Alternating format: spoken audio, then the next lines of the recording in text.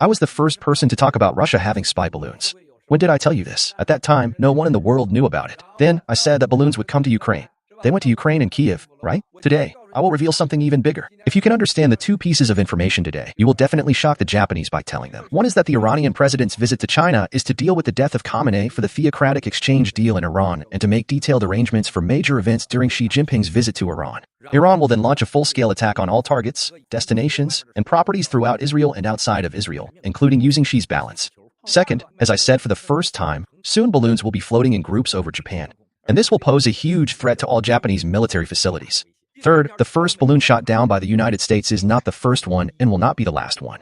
Moreover, Japan still believes Americans' narrative, thinking that Americans have told them the truth. Americans didn't tell them the truth, and we shall wait and see. The spy balloons flying over Japan are actually different from the balloons used around the world. This is the first time in the world to try a mixture of helium, hydrogen, and carbon gases. The test places for these rubber balloons with mixed gas can load the largest number of weapons. The first place was between Taiwan and Japan. The second place was Taiwan, and the third place was Japan. You will find out what the capabilities of these balloons are in the future. I haven't told you yet.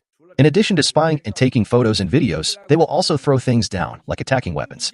This won't happen in the United States first, but will happen in Japan and Taiwan. In all these nightmares, Taiwan will be the first to suffer losses, and Japan will be the second. Japan will enter a moment of great panic.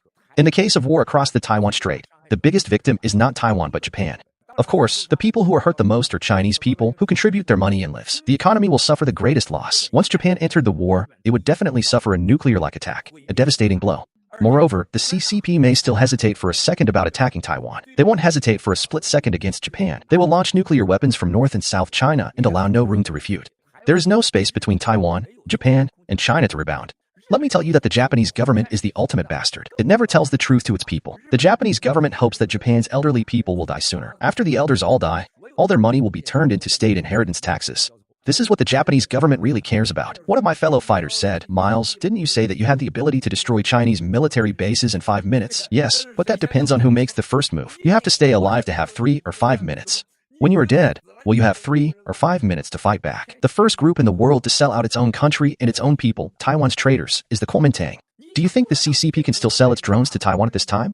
Do you see that Taiwan's artillery tank went to Shanghai for repairs, and most of the connecting parts for the helium spy balloons are made by Taiwan's factories and chips for the balloons were made by TSMC?